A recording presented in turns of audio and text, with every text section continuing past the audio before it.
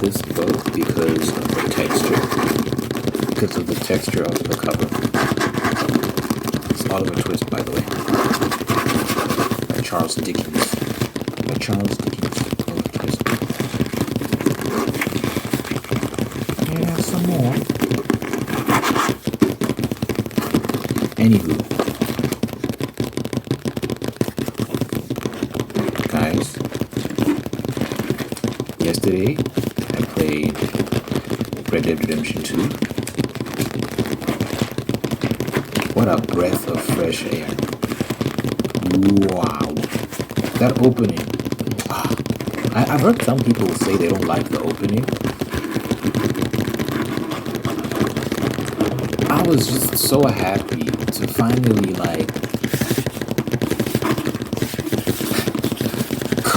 have cutscenes, like great facial animations, great dialogue, the playing around the cinematography, great angles, interesting shots. It was really nice to see, and it seems like it's going to be. I'm not sure how I feel about the gameplay yet. I've never understood this thing of like Rockstar games tap X to run. I've never understood why they do that. It doesn't seem very intuitive. But anyway, we'll see. But I'm just happy. And you know what? I can save. Oh my gosh.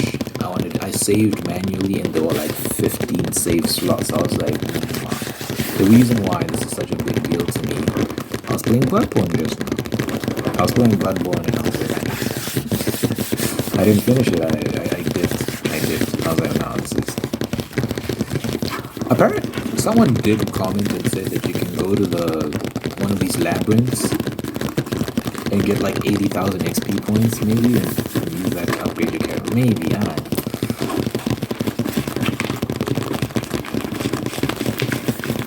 I'm kind of out of it, maybe I'll go back to it at some point and finish it. We'll see. You never know. But yeah, Red Dead Redemption 2 is such a breath of fresh air right now. Oh, God, I can't even explain to you. I feel comfortable. I feel like I'm playing like this is natural to me. It feels like this is my type of... Like the story seems like it's going to be legit. Like it seems like they put an alert of effort into the story. So I'm looking forward to that. We'll see. I'll update you. The new Joker movie came out. The new Joker came out and I had heard bad things about it like weeks ago. Because I think reviewers got to see it early and people were not saying good things. But I withheld judgment. Well, I withheld talking about it, about the negative press, just because I wanted it to actually come out and for people, normal people to see it and see what the normal people are saying. And they confirmed what the critics were saying, which is that the movie is buns. It's trash. Which is unfortunate. I got a picture of Joaquin Phoenix in the first movie right here. Look, he's right there. Do you see him? He's right there. I thought that was a decent movie. I thought it was a great movie, actually. And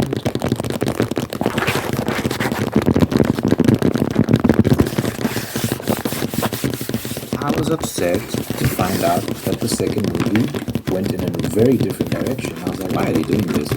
So it's a musical, if you didn't know. They made it a musical. The first movie was like... How to even describe it? It's like a drama, really exploring... What is his name in the movie? Arthur Fleck or something? I don't know. Who knows? I just knew him as Joker. I don't know what his real name is. Who cares? But they're just exploring his personal life and all these sort of things. Now, Joker's personal life was never really a focus. like before he became the Joker. There's not really that much of a focus in the comics, as far as I know. I'm sure there might have been some branching narratives, because there's always different editions of a character, different versions of a character, because there's so many different comics.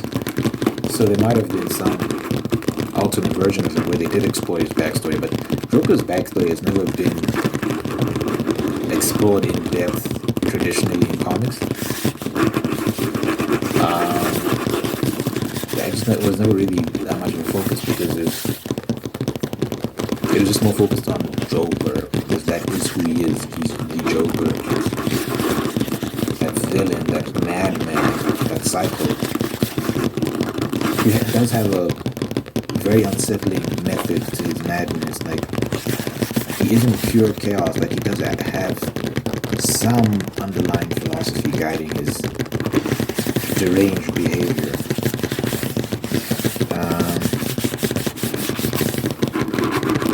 It was interesting to see the first movie exploring who he was and what led up to him becoming that.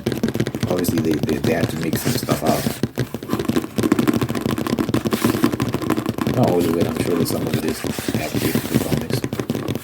But I think they did take liberties with a lot of things. For example, the whole Thomas Wayne angle, that was just completely made up. I wasn't a fan of that, how they made Thomas Wayne out to be this very evil rich man. Because, these leftists, how they perceive rich people, even though people making the film are rich too, so I don't know, is that an indictment on yourself as well? But anyway, this the general notion is like, rich people are evil, blah, blah, blah, blah. So they portray Thomas Wayne as this very, very bad person who treated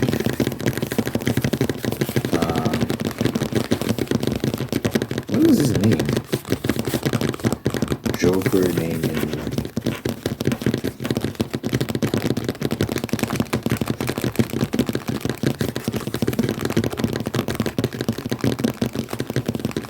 Jack Oswald White. Was that his name? No, yeah. So he even has different names in the comics. So in the movie he's Arthur Fleck, I got it right. But in the comics he's Joseph. No, not Joseph. Jack Oswald White. It's funny because the Penguin name is Oswald Cobblepot. Oswald. By the way, I heard good things about the Penguin. The Penguin series, I heard very good things. People are saying that is fire. I want to watch it, but I'm having trouble getting HBO. I live in South Africa, so it's like there's ways to get it through a third party. There's another streaming service we have here that gives you HBO shows, but for whatever reason they're not letting me subscribe. I think there's a technical issue, so I can't watch it. But I've been hearing good things about the Penguin. Anywho, I wasn't a fan of how they portrayed Thomas Wayne in that movie. This evil rich, because that's not traditionally how he's portrayed. In the comics, he's portrayed as a good man who loved these children, who loved Gotham City, and actually worked very hard to try fix Gotham City and whatnot. And then eventually that mission was passed on to his son Bruce.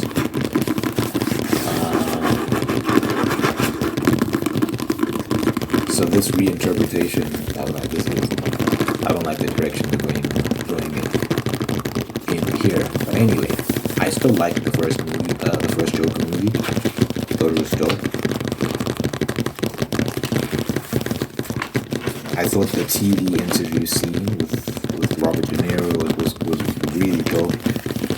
Spoiler alert: he gets up in the middle of the interview, and then I don't know if he gets out, but he just shoots Robert De Niro in the head mid-interview. Everyone sees it live. It's a very shocking scene. All sorts of chaos ensues, and I think that's when he really becomes the Joker. You could argue it happened before then.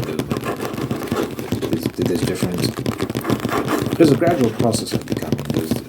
It was like one thing after another, one incident after another, one violent act after another, very violent acts. And I think it culminated. think that final moment was just like super confirmation. Everyone sees it. We can say this is the introduction to the world. We can say it was the introduction. Maybe it wasn't when he came in, but we can argue at what point that was in the movie.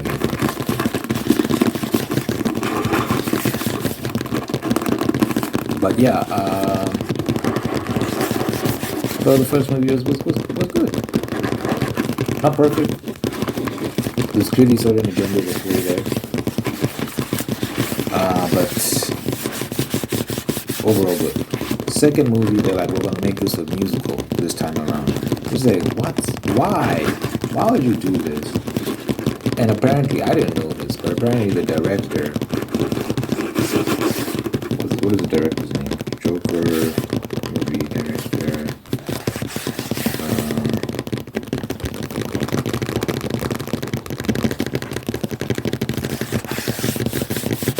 That should be the first thing that pops up, like who directed the movie. They show a whole bunch of other things. Todd Phillips. So he was talking about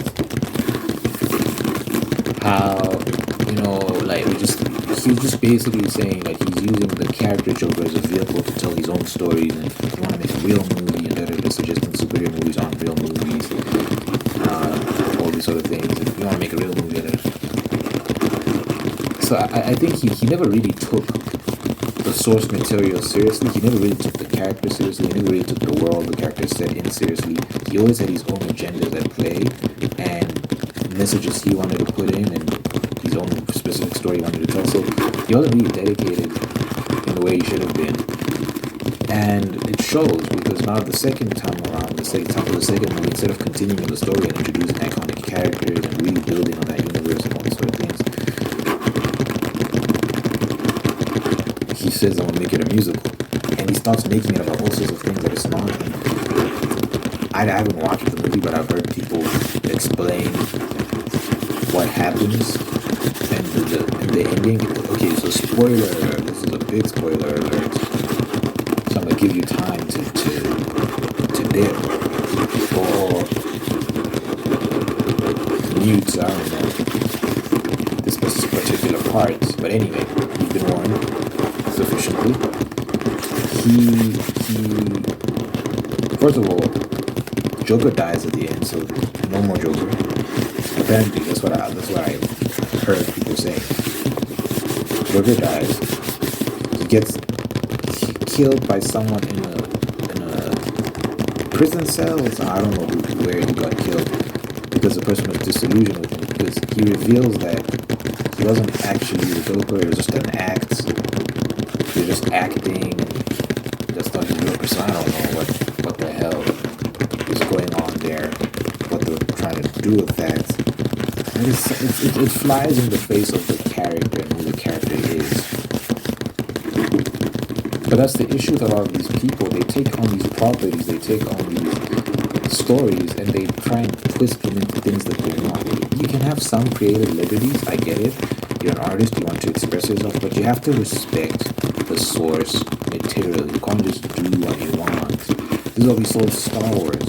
We saw with Star Wars with the Acolyte and some of these other things that have come out that have absolutely flopped. People hate.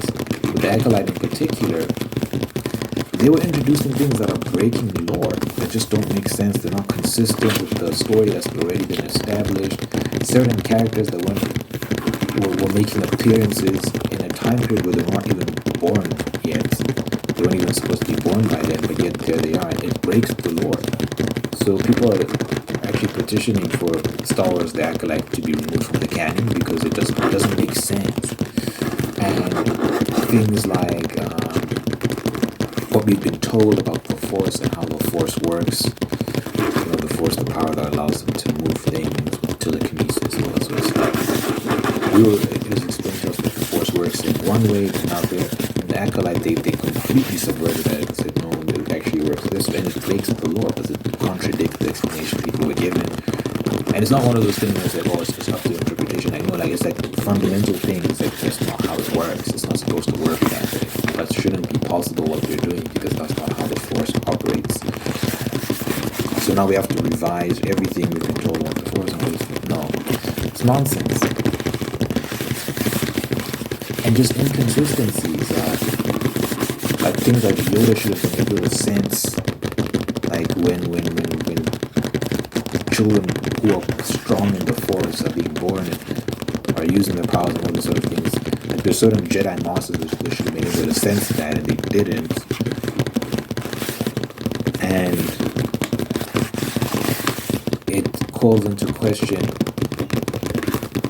the original trilogy and the prequels from the early 2000s, 90s, early 2000s.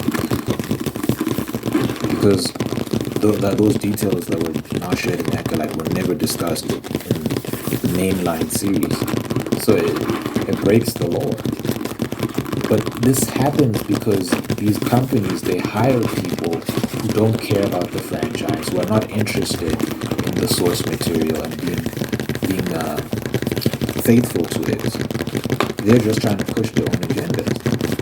So with the Acolyte, they were just interested in pushing this thing of dark space lesbians and all this other stuff. And it didn't even. I tried watching an episode, and the episode I watched it had an okay fight scene,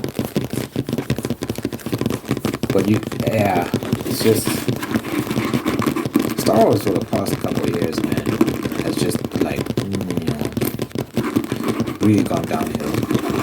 Not great at all. I remember in high school when I watched The Rise of Skywalker. I don't remember which one it was.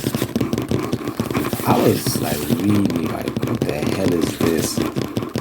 This was years ago. This was like 2017. I was like, this is trash. This is absolute dumb shit. And so I kind of dropped out of Star Wars a long time ago. Before a lot of people, I was just like, this is nonsense. Now I'm on some Star Wars already. I'll be honest with you. If you want to hear something outrageous, I haven't watched the original trilogy. I watched A New Hope. Barely. I can't remember any details from it. I watched the prequels, but I don't think I've watched the original trilogy.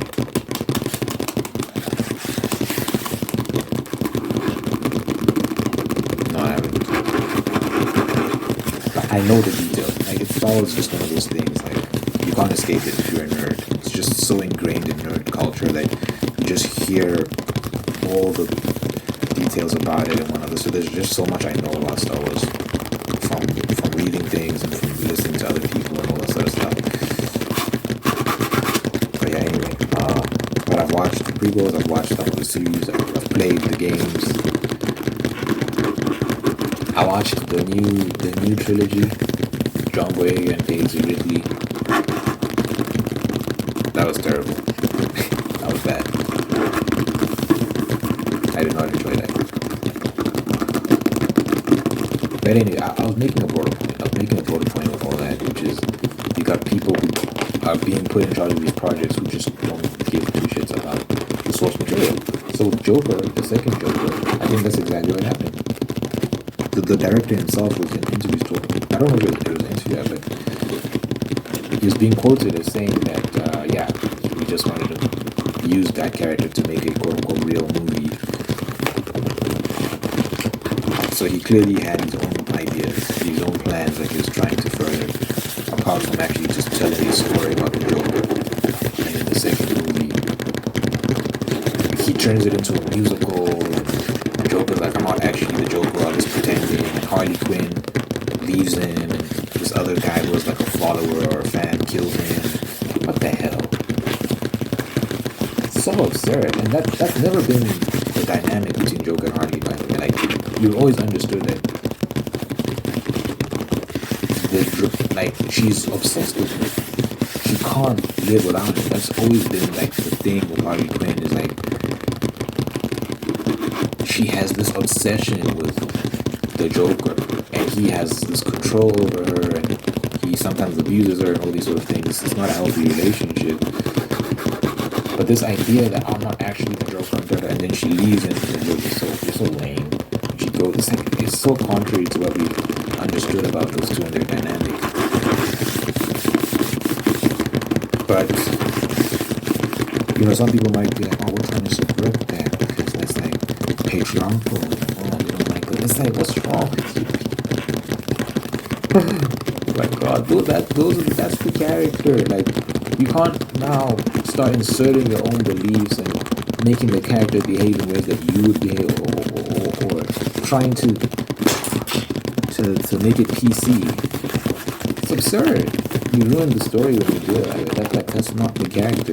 Trying to make Batman PC. Like, oh, Batman shouldn't beat criminals. He should feel sorry for them. They actually tried doing that. There was a comic. I actually shared, but this is a long time ago, so I don't know if you'll find it. But on my community tab, I shared a picture from a Batman comic in which he saw riots in the streets and criminals looting stores and burning stores down. And instead of going down there and beating the shit out of them as he should, he's like, oh, insurance will handle it. What? Insurance will handle it? So you can see that that's clearly the writer projecting their own beliefs, like, oh, because Batman went into this whole monologue about corporations and how corporations are responsible for people not doing well economically, and so what if they lash out and rob stores? Like, it's their rights to do so because they're not being treated well by the government and corporations. So, like, it can only be expected that they'll do all these things. Therefore, why should I intervene with this process that's justified, and insurance will handle it anyway? All these companies are insured. All this sort of nonsense. First of all, how do you know all the companies on that street, all the businesses, small businesses on that street are insured? How do you know that? First of all, but anyway, it's such an absurd. You can see that the writer is like inserting themselves in there blatantly, and their own political beliefs, and it's ruining the story because we know that Batman would never do that. Batman is like very much like, I'm gonna put my hands on you if I catch you breaking the law. If I catch you hurting others, if I catch you doing things you're not supposed to be doing, I'm not like the police. Because Gotham needs a nightmare to scare away the criminals. That's what he represents. In the Batman movies with Robert Pattinson, that was a big theme. Like, people are running scared in the streets. They're terrified to go out at night because of the criminals, and the criminals are a terror in the city. So he became the terror of the criminal. So it's establishing him as this mythological creature and all sort of thing that terrifies the criminal population. So when they see the Batman symbol in the air, they cower back into the shadows instead of coming out at night and causing us trouble. He becomes a symbol, but like to the people, to the actual citizens, he's a beacon of light. And there was a scene in the movie where I think people were hurt, trapped on the rubble and stuff like that, and he was helping them and being a servant. And to them, he was like, you don't have to, you people don't have to fear me. It's the criminals that have to fear me. I thought that was beautiful. I thought it was beautiful. It's like, I'm doing this for you. I'm here to protect you. Like, it's the criminals that have to be afraid. So that's who Batman is. But yeah, if you don't fundamentally understand that, you can go off in a whole different direction and do all those sorts of crazy stuff. So the direction they took Joker in was so absurd. Like, it's just not who he is. Like if you think about Heath Ledger's Joker, he was like debating the philosophy of law and order, what is right, what is wrong. These people that govern us, they play games with our lives, and we're just expected to sit and take it. But ultimately, it's all one big farce, and we live in this illusion and all those sort of things. And I guess he was invoking concepts of might makes right, all that sort of nonsense, right? But you can see that this man has a philosophy. That's what his philosophy is. Like, so I feel like Todd Phillips, whatever his name is, this version of Joker, he just completely misunderstood the assignment. He got it wrong. And we saw signs of that in the first movie with the way he's portraying Thomas Wayne and all these sort of things. And even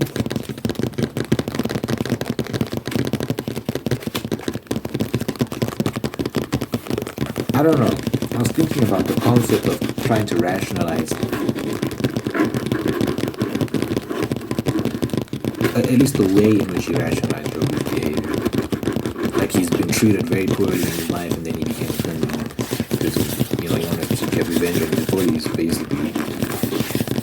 Which I don't know if that was Joker's story.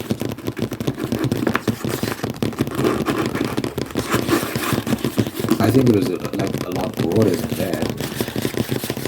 A lot more evil than that. He was a man who genuinely descended into madness. It was just like, what is right, what is wrong, and why should we obey them? Why not let chaos reign? Who's to say that all this order and structure is beautiful and that's the way things are supposed to be? Who's to say that people governing us have any right to govern us? And all these other things. And there's some valid criticisms, but like with any evil person that gains power and ends up being evil, there's always some sliver of truth in what they do, but then they take it too far. They warp it and twist it beyond recognition and use it to do crazy things. But yeah, I feel like Todd Phillips just completely lost the plot, literally lost the plot. So yeah, these movies don't flop. I ain't watching it. Snow White with Snow White and the Seven Dwarfs. That is a joke of a situation. I don't know if you're following that. So now they race swap, and the whole race swap discussion. I don't think it would be that big of a deal. Honestly, I don't think it would be that big of a deal if these woke activists weren't doing it, weren't complaining about it and making such a big deal in previous instances. I think if people were just like, we don't mind race swapping as long as everyone gets to do it, and obviously within reason. Yeah, like when you're telling stories about history and whatnot, like I do think it's better to be accurate so you don't piss people off. So when it comes to historical narratives,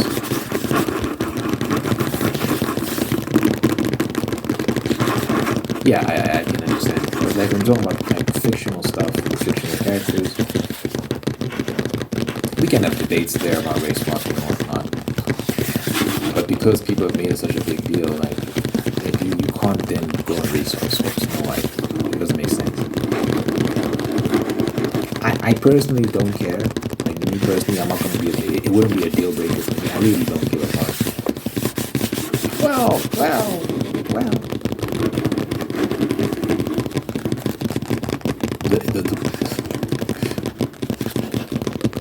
The concept of like a black Snow White, for example, it seems so outlandish to me. Not because there's anything wrong with a black girl playing a Disney princess or anything like that, because there is the Princess of the Frog, I believe, which is a black Disney princess.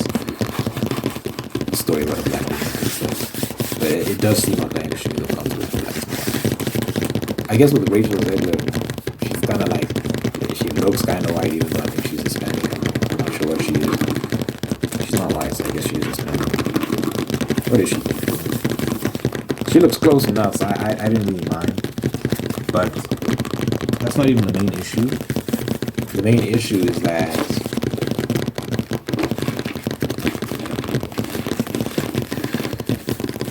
first of all, the original story, if you were following the controversy, the dwarves weren't dwarves. So you had tall people, short people, you had men yet women. They were starting to make the dwarves women as well. And that was never the servant dwarves were male. So now they were introducing females into the mix, which is like, and they weren't dwarves because they were like, this is like discriminatory towards short like dwarves in real life, which is so ridiculous, right? And actual like dwarves in real life. What's the appropriate term for them? I don't know. Midgets? Is that allowed? Am I allowed to say midget? I'll just say dwarves. Actual dwarves in real life were saying, no, please cast us in the movie. We don't get many roles in Hollywood. This is an opportunity for us. Cast us as dwarves. We would love to play dwarves in Snow White. And Hollywood was like, no, this is racist. Not racist. This discriminates against dwarves, even though the dwarves themselves were saying, please cast us in roles like this. And you had the guy from Game of Thrones who played what is the dwarf in Game of Thrones called? That guy, Peter Dinklage. Yeah, he was like, he basically was echoing the sentiments of the Lofi, saying this discriminates against dwarves to put them in roles like Snow White and the Seven Dwarfs. And the rest of the dwarf community was like, shut the fuck up, you were a millionaire, you just put in Game of Thrones, you got all these opportunities, we don't have opportunities, like we want to play these roles, let them give us these roles because we don't have any other roles to play. And he kind of ruined it for them and spoke out against the whole Seven Dwarfs thing and said, this is disgusting, like, blah, blah, blah, blah, blah. How can we do this in this modern world? How are we so regressive? And other dwarves were like, shut up, dude. Because it's actually true that what other roles are they going to be put in? Like, I don't want to see a dwarf play Batman. I'm sorry, no offense. I'm not trying to watch it. Like, I'm not trying to watch that. So there's truth to the end that the roles are limited for these people. So why would you miss the opportunity? And the same thing with Charlie and the Chocolate Factory movie, the Oompa Loompas. They could have cast dwarves in that role as well, but they were like, oh no, we're discriminating against dwarves, so they didn't put dwarves in that role either. And they took actors like what's that guy's name, man? Hugh Grant. His name was Hugh Grant, and they just used CGI to make it look like a Oompa Loompa. People are ridiculous. You could have put a real dwarf in that position, and they could have made cash and put on the best performance they can. And it leads to other things. It can lead to more opportunities when people start seeing that and being like, that's interesting, maybe we can do this and do that and do that. You can have a dwarf economy. But they miss that opportunity because people are stupid. Wokeism, it corrupts your mind. It makes you dumb. You can't think straight. When you're so woke that you can't even breathe. So it's unfortunate, man.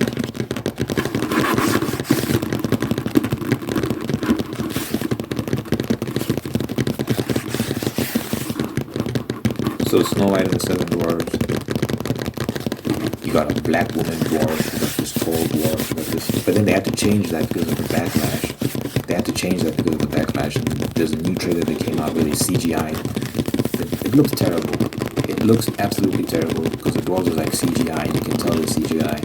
They could have used real dwarves, guys. They could have used real small people, and they chose to use CGI. Like, what's wrong?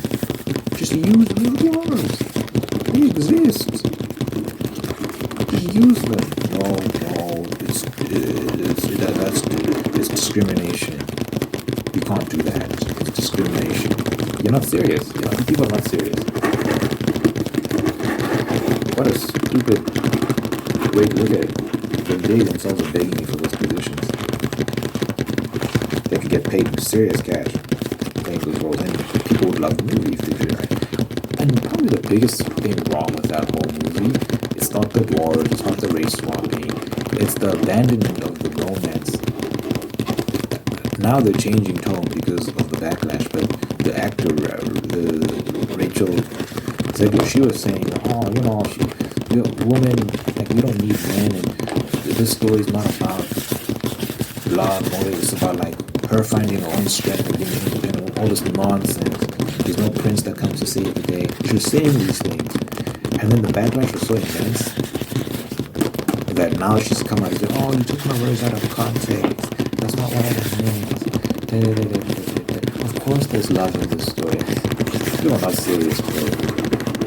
People are not serious.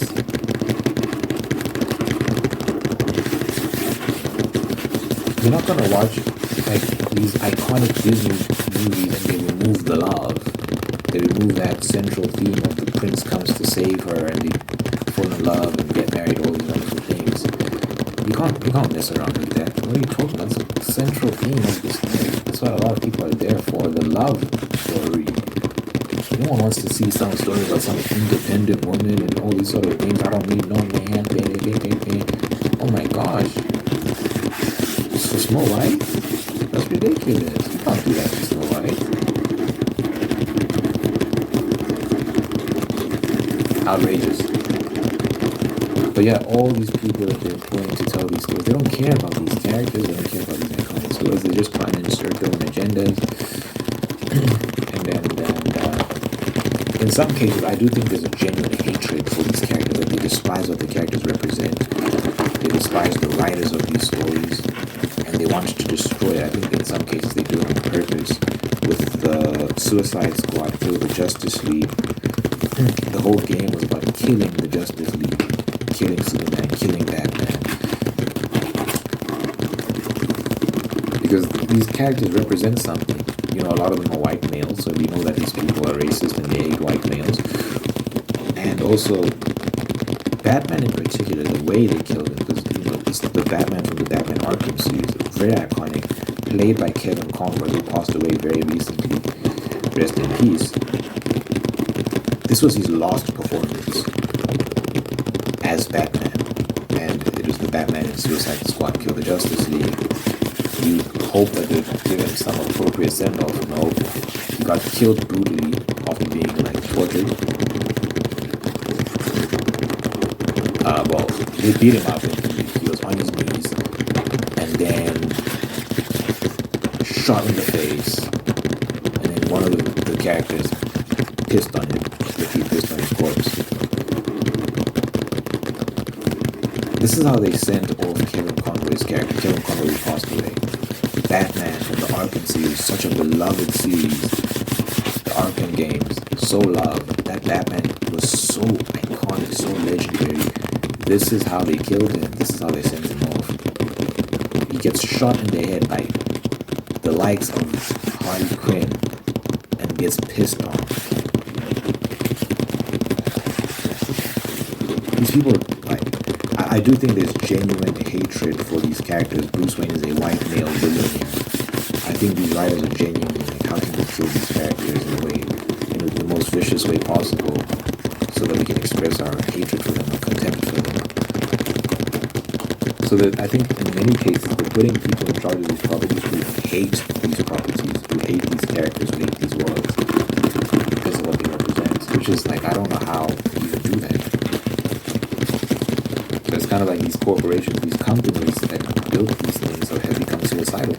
They're eating themselves. Because why would you hire someone that is fundamentally antagonistic to what you've built? Well, you want to hire someone that loves your brand, that loves what you've built. With Nintendo, the gaming company Nintendo, they have I think it's the guy's name's Miyamoto. He has a Nintendo museum in Japan, and new employees are going to be required to visit the Nintendo. I don't know if it's open yet. I think it's open. Yeah, it's not open. Is it? I don't know if it's open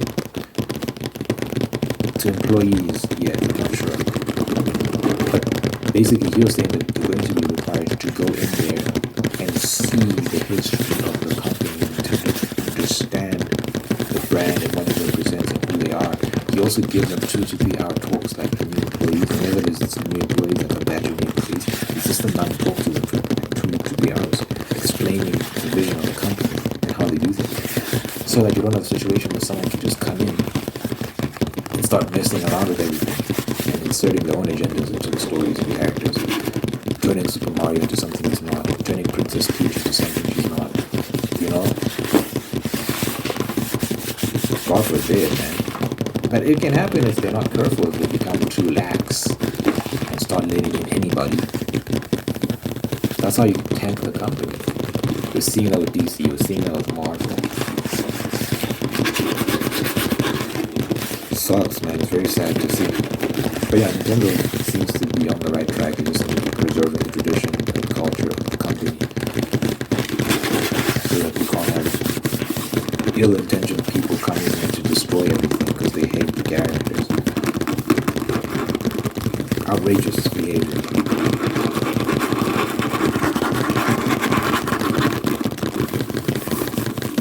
But anywho, y'all let me know what you think in the comments. Y'all let me know what you think in the comments.